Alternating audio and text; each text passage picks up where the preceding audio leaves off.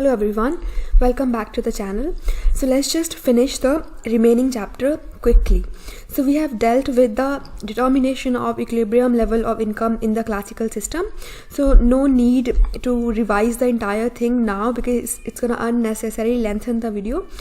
You already have to you must have already watched the first lecture if you're watching the second, or you must have read the Froyen on your own. Bottom line is, this is not the subject where we can directly jump into anything. We have to go in a step-by-step manner, and before understanding what changes the change in autonomous expenditure gonna bring into the equilibrium income, we ought to be knowing what exactly equilibrium income is. What exactly the national income is, how is it determined in the economy as per the Keynesian model. Then only we'll be able to understand the topic that we're gonna be discussing now. Alright, so let's just get started. So as the topic suggests, we're gonna be studying changes in the equilibrium income, how there can be a change in the equilibrium income as per the classical system. Alright, so this is the change in the level of income. It can happen by change into any autonomous expenditure. We know investment demand is autonomous, government spending, taxes, these are all autonomous component. Consumption of course is an induced component, it is not an autonomous component as we have already studied. So this is what the autonomous expenditures are. A minus B, T stands for taxes. A stands for level of consumption when the income is zero. Investment is again determined by many factors but definitely not income. Government spendings again get influenced by many factors but definitely not the income. So these are all autonomous expenditure. If you intuitively think that no, government expenditure is somehow does get affected by the level of income and so is the investment, then you might be right. But again, as I have already stated, we are talking about the Keynesian economics, and as per Keynesian system, these components are autonomous. This is it. Alright, so now how can there be a change in the equilibrium income? By change in any of these autonomous components. Let's say there is a change in investment to the tune of rupees 100 crore. How much income will be changed? Change in investment divided by the multiplier. So multiplier is definitely 1 upon 1 minus B. B is the marginal propensity to consume. So we can understand that higher the marginal propensity to consume is, lower will be this value and more will be the value of multiplier. This is the basic math. You can just try putting different values of B here. For example, start with the low value, for example 0.2. 1 minus 0.2, we get 0.8. Then 10 upon 8, how much value it's gonna be. Similarly, go with the 0.5, 0.6. So we'll realize that higher the value of B, greater will be the value of multiplier.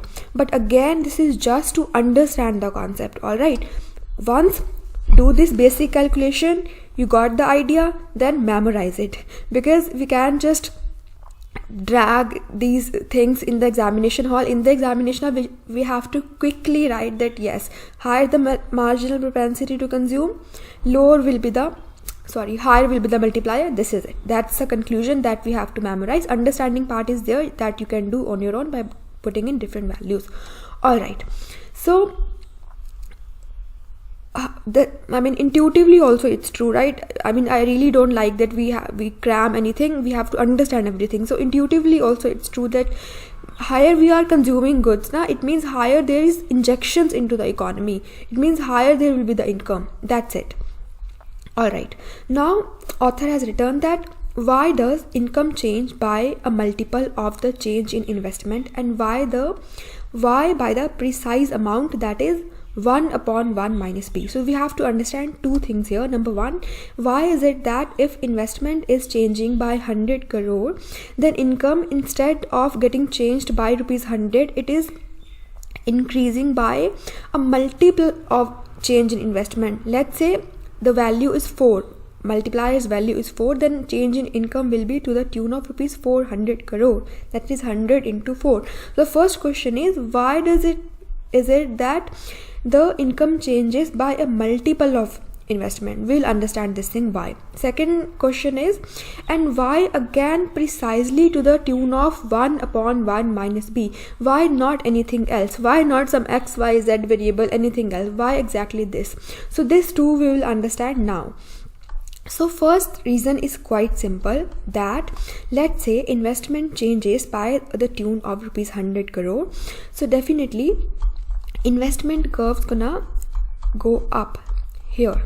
Investment, let's say initially we are here, C is equal to A plus BY, and now investment has gone up. Ignore this G and everything, just assume that only investment has gone up. And definitely if we know how to determine the equilibrium income, there is nothing confusion here. Change in investment gonna shift this curve, because investment is an autonomous variable, so only intercept will change, no change in slope per se. Alright, then we'll see that income has gone up. I mean, this is a direct impact. Aggregate demand changes, so does the income. Alright, but when aggregate supply also goes up, because new equilibrium is at the new level of income.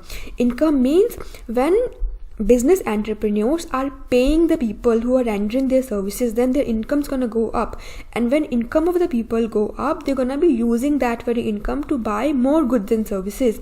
Even if not entire income is held up into the consumption demand, still even if 50% is held, still consumption demand will go up, right?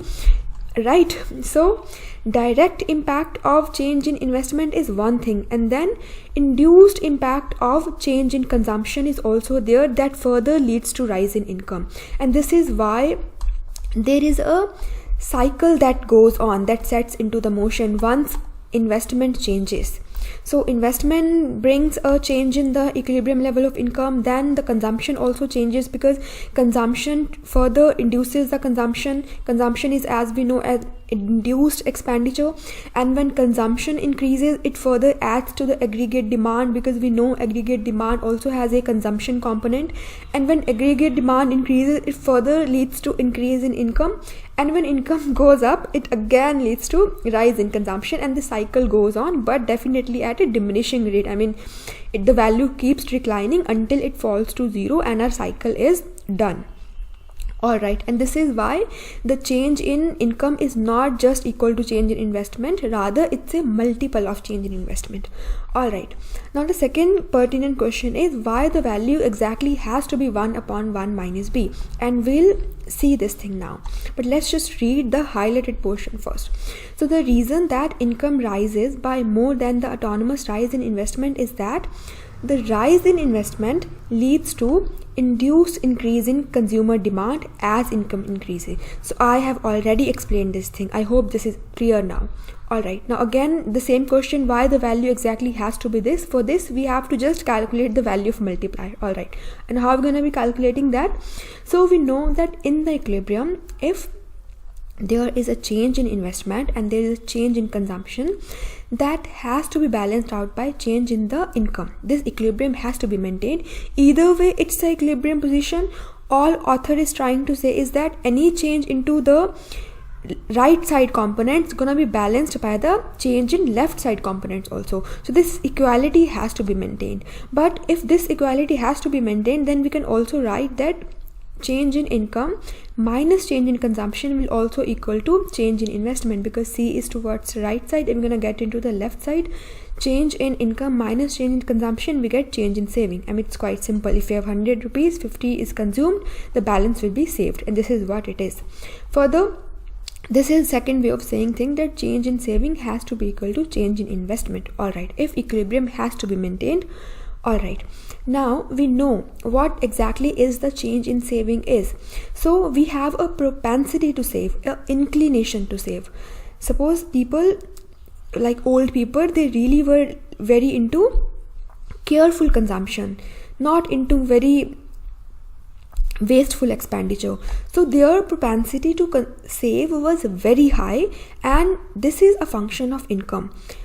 Alright, so change in saving will be to the tune of whatever there is a change in income, a proportion of that very change in income. Suppose our income has gone up from rupees 100 to rupees 200, then how much we're gonna be saving out of that additional 200 is our marginal propensity to save, and this turns out to be the change in saving. So change in income multiplied by marginal propensity to save, we get change in saving. All right, now instead of change in saving, we can also write 1 minus b, that is MPS, or marginal propensity to save, into change in income, which is equal to change in investment. All right, now change in income stays here, investment comes here, it becomes change in income due to change in investment, which shall be equal to this particular event, that is 1 upon 1 minus b, because this very thing comes to the right side and it's become a division thing.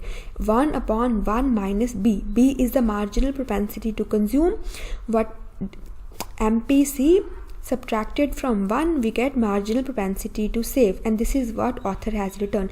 So this is the very reason that why exactly we have a multiplier values that is equal to 1 upon 1 minus p and not any random variable. All right, so just memorize this conclusion. Higher the MPC, higher will be the value of multiplier.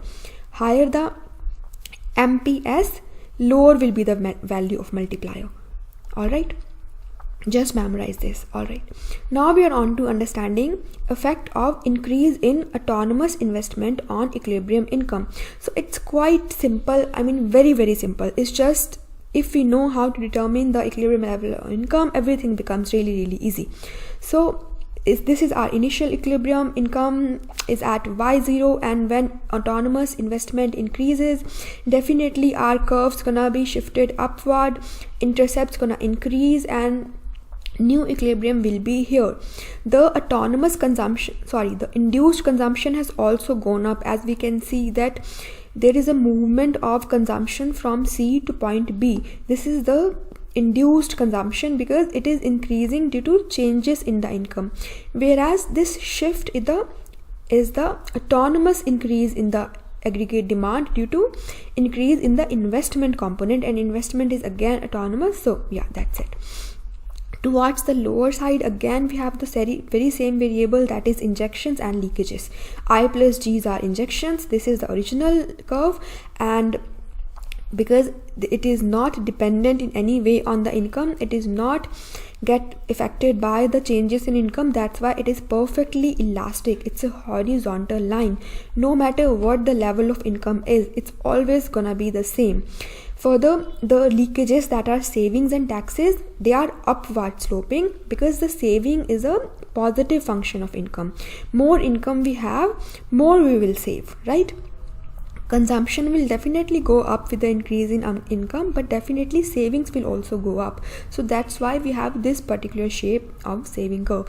And when we have zero income, we're gonna be not saving anything, rather whatever we have saved already, that gonna be used to buy goods and services to meet our consumption demand, and that is why at the zero level of income, saving will in fact be negative. All right, now let's just go to the understand this thing, right? So we have understood from this perspective. Now from this perspective, again, when investment goes up from I0 to I1, this becomes a new curve. This is to the extent of our increase in the investment demand, and the new equilibrium will be here. And why? Because income has to increase from Y0 to Y1 in order to increase the saving. There is no other way around then. How come people gonna save more? They will be willing to save more only if income goes up. When income goes up, with a given propensity to save, savings will also go up. For example, 25% is the saving propensity and income is 100. So 20 rupees are saved. When investment is also 20, there is an equilibrium. But suppose investment increases from 25 to 50. Now, is there any way we can increase the saving? There is only one way, that income has to go up. Income will increase from 100 to 200, and then also 25% of 200 will become what? 50. Yeah, 50 again equal. So we'll be seeing restoration of equilibrium, and this is the intuitive explanation. otherwise explanation we know what exactly it is. We have dealt with this thing extensively, and either way you have to read Froyen so as not to miss anything. So yes, this is it. I would say this is interesting and simple also. Let's just read the highlighted portion now. The increase in income is equal to the initial increase in investment. Definitely increase in the investment is this one, plus an income induced increase in consumption, that is from C to B. This increase in consumption is shown as we move along the higher expenditure function E1. So definitely as we move along. All right. So this is it. Now what's gonna be impact of changes into the other autonomous expenditure variables? So apart from autonomous investment demand, we do have G, we do have T. So same impact, nothing gonna change, just instead of I we're gonna be writing G. So change into the income due to changes in the government expenditure will be equal to again a multiplier thing. All right. Now what's gonna be impact of taxes? So intuitively also we know that taxes, they have a negative impact onto the income. If government raises taxes, people's disposable income will fall. So there is not a positive impact just like we have seen in the case of investment in government, rather it's a negative impact, and this is the very reason we have in fact written minus BT and not the BT. For example, plus I is here, plus I, plus G, but when it comes to taxes we have minus BT. And also very important point is, which I have explained already, but I think this is important, so I'll just explain it once again, that we have written I only. There is no multiplicative thing here. I means I. If it is of the tune of rupees 100 crore, it means 100 crore. Entire shift will be of rupees 100 crore. But with the taxes, we have written a B. And what is B? B is marginal propensity to consume. It means when government changes the taxes, then for this model of aggregate demand, we are not concerned with the full value of changes in the taxes. No, we are concerned with just this much value, that is a proportion of changes in taxes, that is how much consumption gets impacted due to changes in taxes. This is what this is. This is why we have written minus BT. All right. So entire tax change is not considered, a portion of tax change is considered, that very portion only which has led to a decrease in our consumption demand. All right. Now we are on to understanding the impact of change in taxes in our equilibrium level of income. So again, this is simple. T used to be here, it comes here. Change in income due to change in taxes, this shall be equal to minus P upon 1 minus P.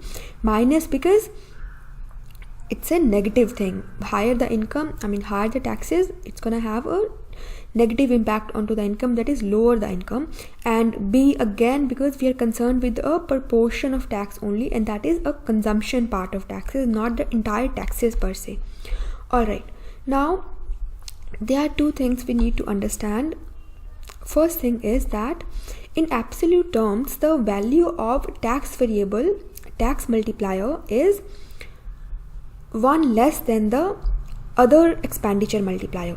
For example, if marginal propensity to consume is 0.5, let's just put this value into the formula of multiplier. 1 upon 1 minus B, we get 2. Put it into the tax multiplier, minus 0.5 upon 1 minus B, we get minus 1. So 2 is here.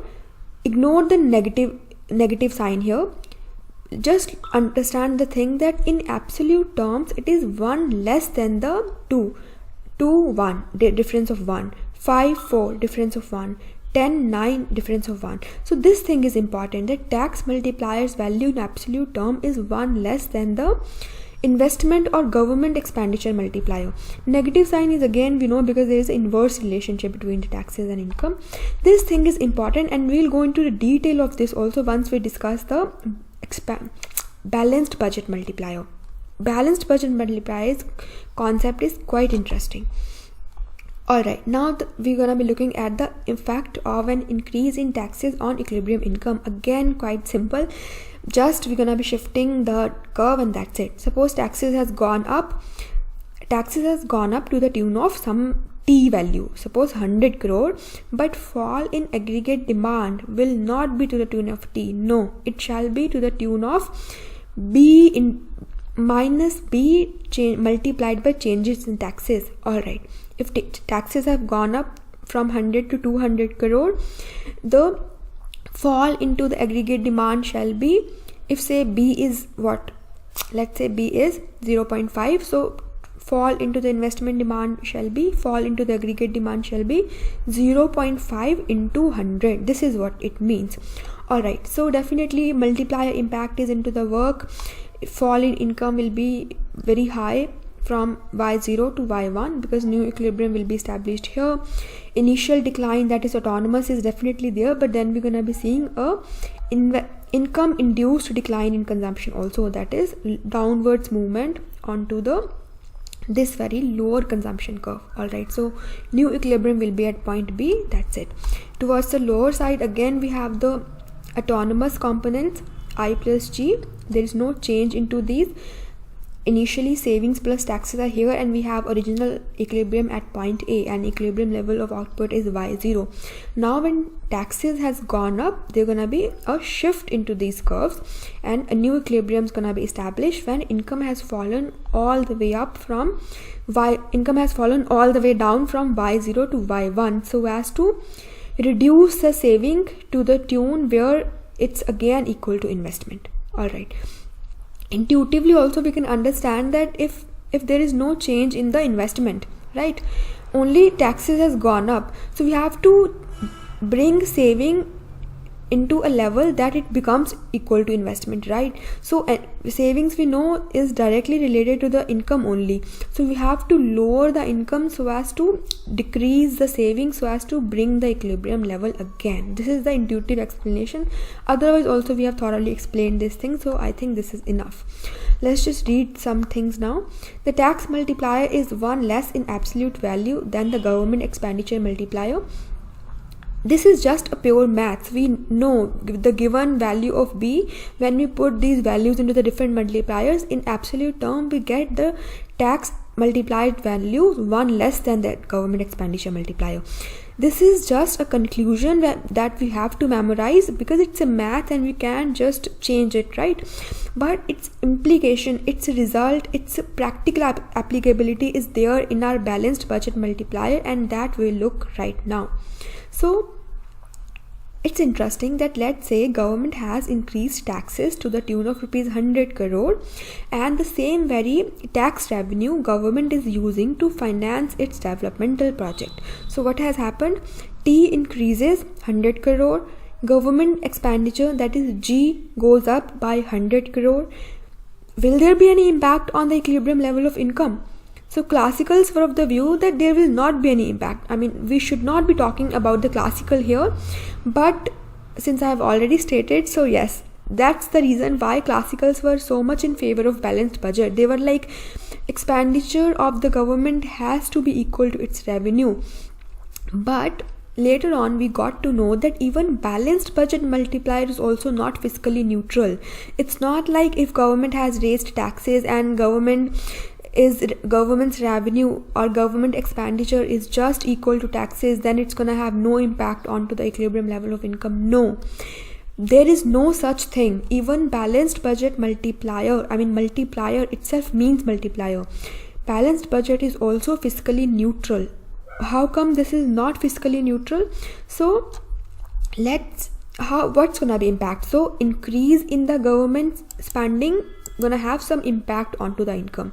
What shall be its impact? This shall be its impact, 1 upon 1 minus B. Alright, plus change in the taxes onto the income. What shall be its impact? This shall be its impact, that is minus B upon 1 minus B. Alright, what's gonna be the overall impact? If we solve this thing, we'll get 1 minus B divided by 1 minus B, which is equal to 1. So the practical conclusion from this very thing is that if government raises the spending and income increases to the tune of, government has increased the expenditure to the tune of 100 crore, taxes has gone up to the tune of 100 crore, income will also go up to the tune of 100 crore. I don't have a styler here, so I cannot write it down, but I think this is simple. If you haven't got over it, do let me know in the comment section. I'll explain it again with the help of an example. Right now, if I end up making an example, we might get confused, but let's just try it. I mean, we can really try at least.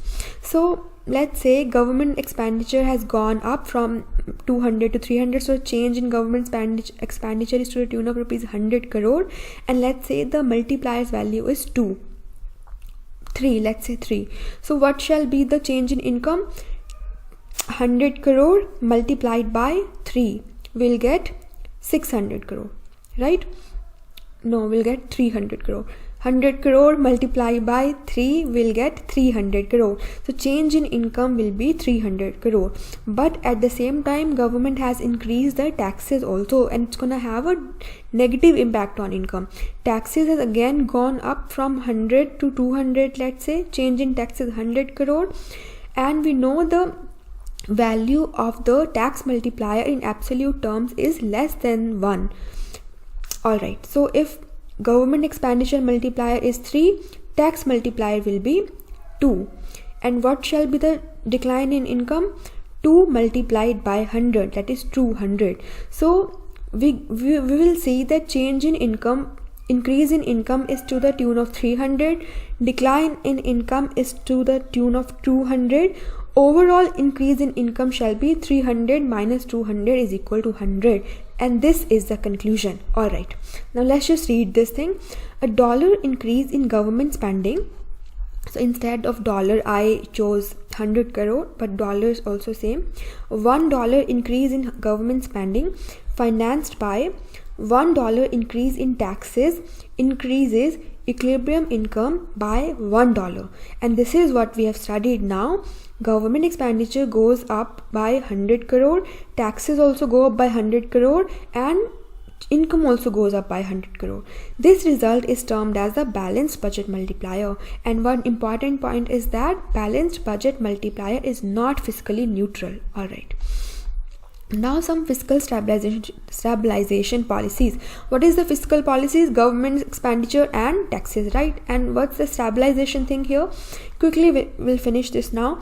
Let's suppose the autonomous investment has declined. I mean, profitability, expected profitability has fallen. Businessman thinks that the depressing conditions are in the economy, so definitely investment demand will go up. What's government gonna do? It's gonna increase its government spending. So decrease in I shall be compensated by increase in G. There shall be no decline in the equilibrium level of income. Quite simple. Same goes here. I has fallen, but government has infused the money, so G goes up. We'll see no change in the equilibrium level of income at all. I mean, of course, if government had not intervened that with the decline in investment, the equilibrium level of income must have fallen from YF to YL.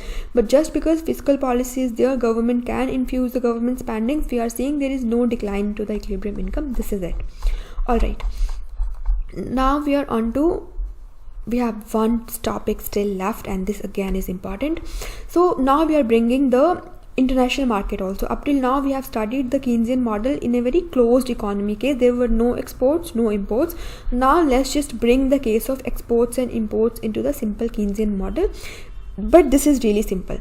So we know equilibrium condition is Y is equal to, Y means aggregate supply is equal to, E stands for aggregate demand, which shall be equal to consumption plus investment plus government spending. Alright. In the open economy, we'll also add exports. Why we're adding exports? Because exports something which increases our domestic production base, and when factor services are paid, their income goes up. So in a way, exports are injections into the system, just as we have the consumption, investment, government spending. Alright. And minus what? Imports. So we are adding the net exports, that is exports minus imports. Why we are deducting imports here? Because imports are demand for foreign goods. We are not increasing our domestic base. We are not providing income to the people into our country itself. Rather, we are using our income to be given to the foreign nationalists in order to buy their services and goods. So that's why these are leakages from our domestic stream, and we are deducting it from the equilibrium point. Alright. Again simple, this is consumption function a plus by, and this is our import function. Import function, just like we have consumption function, it's quite similar. Z stands for imports, which is equal to u. U is what? Autonomous component of import. Even if income is 0, still there are gonna be some imports, and that is u. Just like we have 0 income and still we're gonna be consuming something, similarly this is the component of import which is not dependent onto the level of income. And then further we have income, that stands for y, and v. V means marginal propensity to import. Just like b is the marginal propensity to consume, v is marginal propensity to import. So we have a certain level of income, and we're not gonna just use it to only buy imports only. No, we're gonna be using a proportion of it only to demand foreign goods. This is a human tendency. It's quite natural assumption and natural equation. All right, again v cannot be 1. It's not like we're gonna be end up using entire income into imports, and again it cannot be 0 also. This is what it has written, that value of v has to be more than 0 and less than 1. Similarly u has to be more than 0. This is simple. Now one thing important here that we need to understand is that this b that we're talking about in a closed economy or otherwise also is what? Marginal propensity to consume. Now it is a marginal propensity to consume what? Consume all the goods and services, even if they are domestically produced or they are being imported, doesn't matter, just a total consumption propensity. Whereas v is the propensity to consume only imported goods. So if this is the total propensity to consume of all goods, and if we deduct v from b, we'll get propensity to consume of only domestic goods. All right, and this is what I've already highlighted, because consumption includes what? Imports. B is the marginal propensity for both domestic and imported goods. Because V is the marginal propensity to import, so B minus V will get marginal propensity to consume for domestic goods. So what's the conclusion here? B is marginal propensity to consume all goods, imported, domestically produced, all. V is just imported, so B minus V will get marginal propensity to import of domestically produced goods only. Alright. Now let's just put the values into the equation. Instead of C, we will write consumption function A plus BY. Instead of I of course G in X. Instead of Z, we'll write import function. So import function as such is definitely this, U plus VY, because it's a minus sign here. So if it's a minus, and when we open the bracket, this 2 will become minus. This plus will get changed into minus. Alright. Minus U minus VY. Alright. So we just have to solve this now. Please go through it on your own, and finally we'll see that this is left. We'll get new multiplier, and that will be 1 minus 1. I'm so sorry. 1 upon 1 minus B plus V. Into the bracket are all expenditure variables, autonomous one. Just the difference is, instead of I, G, we too have X and U also, because we are talking about the open economy and nothing difficult here. Alright. Instead of only 1 upon 1 minus B, we have V also here, because we are talking about open economy. Alright. Now let's just understand the difference. If we are talking about closed economy, then we'll be looking at this multiplier. If marginal propensity to consume is 0.8, this shall be the value of multiplier 5. But in the open economy, we have V also. Let's say marginal propensity to import is 0.3. It's leakages from the income, because we have some income, but that income is used to buy goods and services of foreign countries. So it doesn't add to our own domestic demand or our own domestic production base. So it's a sort of leakages from the economy, and by default we're gonna have a lower value of multiplier. But mathematically also we can see this thing. So let's just put the value into the equation. 1 upon 1 minus B 0.8 plus 0.3, we'll see value is 2. So closed economy multiplier is 5, open economy multiplier is 2, and we know the reason, because we are including the import sector here, so the multiplier value comes down. So these are all leakages from the system. The increase in import per unit of income constitutes an additional leakages. Alright. Further, what's gonna be the impact of changes into the exports onto the income, this shall be the impact. Just multiply the change into the exports with the value of multiplier. What's going to be impact of autonomous imports? This shall be the impact, a negative impact. Just like taxes had a negative impact, similarly imports going to have a negative impact. Alright, an autonomous increase in import demand and increase in autonomous component of import, that is U, will cause a decline in equilibrium income. Let's just read the summary now. In summary, an increase in the demand for our export has an expansionary impact on the equilibrium income. So higher the exports, higher will be the income. Whereas an autonomous increase in imports has a contractionary impact on the equilibrium income. Higher shall be the imports, lower shall be the income. This outcome should not be interpreted to mean that exports are good and imports are harmful in their economic impact. This does not mean that imports are bad and exports are good. No. Countries import goods that can be more efficiently produced abroad. And trade increases the overall efficiency of the worldwide allocation of resources. However, the expansionary effect of increase in exports and the contractionary effect of increase in imports do explain why at times nations have tried to stimulate the domestic economy by promoting exports and restricting imports. Quite self-explanatory, friends. So let's just read the conclusion now. This is important because this is something that's going to help us into understanding the further chapters. So definitely conclusion is that this model is incomplete because we have determined the equilibrium level of income and nowhere we talked about money or prices or wages. Even we haven't yet understood the determination of rate of interest because we are talking about investment, but how come investment is determined? Right, we haven't yet talked about determination of rate of interest. So this model is definitely incomplete because we have not considered money, interest rate, and explain the behavior of prices and wages. Alright, but it does highlight several features. For example, role of aggregate demand in determining the income in the Keynesian system.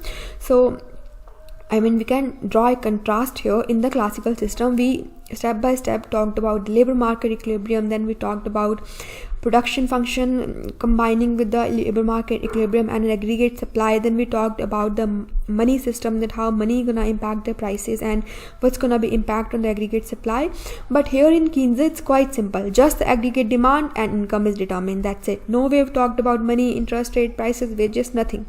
Alright, further, demand plays a crucial role in income determination. As we've already understood, aggregate demand is everything: consumption, investment, government spending. This is what that played important role in income determination. Moreover, we have seen that the openness of the economy affects the value of the autonomous expenditure multiplier and thus the vulnerability of the economy to changes in autonomous expenditure. So when we have open economy, we are no longer immune to what's happening into the global sphere. We have open economy, value of multiplier is impacted by the marginal propensity to import, and its value is in absolute terms less to the in comparison with the closed economy multiplier. So it is vulnerable to the global happening. This is what it is. So friends, we have finished chapter number 5 of Froyen, and that was about the Keynesian system of determination of income. One thing just I would like to add, that please get hold over all these chapters like anything. For example, right now if I am to say that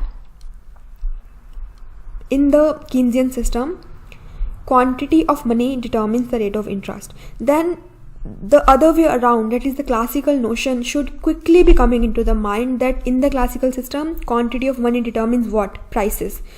बहुत ज़्यादा अच्छे से इन चीज़ों को याद करना होगा, because we don't have time to just sit down and think, all right, so this is what it is. No, things has to be so obvious that they should be coming quickly into our mind.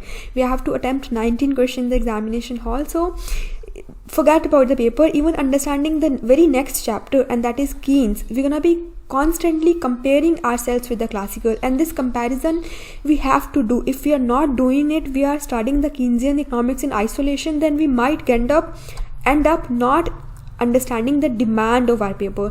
In our UPSC paper, questions are quite interlinked. They are not asked in isolation. I mean, if we get lucky and we happen to come across a scenario when questions are direct, then we might be a good case scenario, but otherwise there's interlinkages here. So long story short, we have finished chapter 5. So either read Froyen or watch the previous video, but yes, do have a complete hold over the classical and the Keynesian equilibrium income determination. Yeah, that's it, enough of lecture. So thank you so much for watching these video, friends, and if you think these videos are helping you in any way, please share them further so that more and more people can get benefited. All right, friends, thank you so much once again. Goodbye.